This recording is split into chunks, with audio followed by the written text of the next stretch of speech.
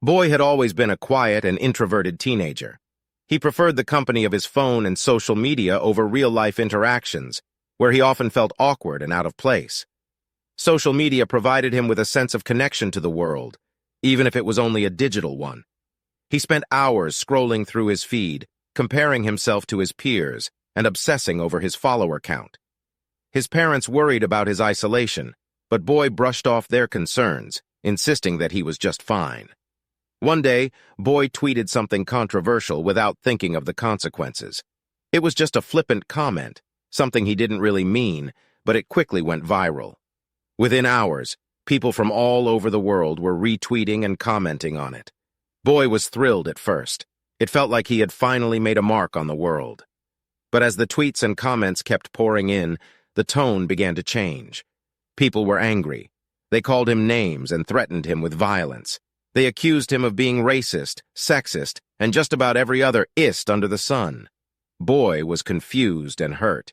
He didn't understand why people were reacting so strongly to something he had said as a joke. At first, Boy tried to defend himself. He argued with people in the comments and posted more tweets, trying to clarify his position. But the more he tried to explain himself, the more people attacked him.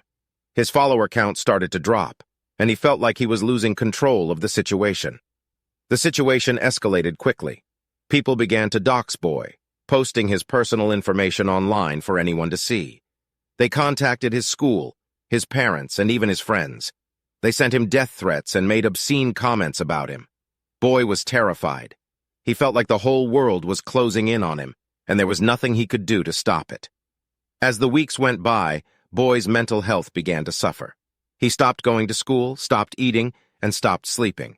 He spent all his time online reading comments and tweets and refreshing his social media feeds. His parents were at a loss for how to help him. They tried talking to him, grounding him, even taking away his phone. But nothing seemed to work. Boy's world had shrunk down to the size of his phone screen. He felt like he couldn't escape the negativity that surrounded him. He began to think that he was a bad person, that he deserved all the hate he was getting. He didn't see a way out. But one day, something unexpected happened. A group of strangers reached out to him on social media. They were people who had seen the hate that Boy was getting and wanted to help. They sent him messages of support and encouragement, telling him that he was not alone. At first, Boy was suspicious. He had been burned by social media before, and he didn't trust anyone who contacted him online. But the messages kept coming, and they were all so kind and supportive. They told him that they had gone through similar situations and that they knew how hard it was. They gave him advice on how to deal with the hate and how to take care of himself. Slowly but surely, Boy began to open up to these strangers. They became his lifeline, the only people who understood what he was going through. They encouraged him to seek professional help and to talk to his parents. They helped him to see that the hate he was getting was not his fault, and that he deserved to be happy. With their help, Boy started to take steps towards recovery and healing. He sought out a therapist who specialized in dealing with social media trauma. He talked to his parents and apologized for shutting them out. He even started to go back to school and reconnect with his friends. It wasn't easy, and there were still days when he felt overwhelmed by everything, but he knew that he was no longer alone. As Boy started to heal, he began to see the damage that social media had caused.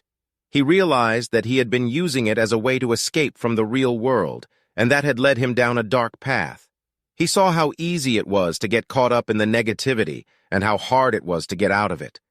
He learned that social media could be a powerful tool for connecting with others, but it could also be a dangerous one if not used responsibly. In the end, Boy made the difficult decision to delete his social media accounts. He knew that he needed to take a break from the digital world and focus on his real-life relationships. It was a scary step, but he knew it was the right one for him.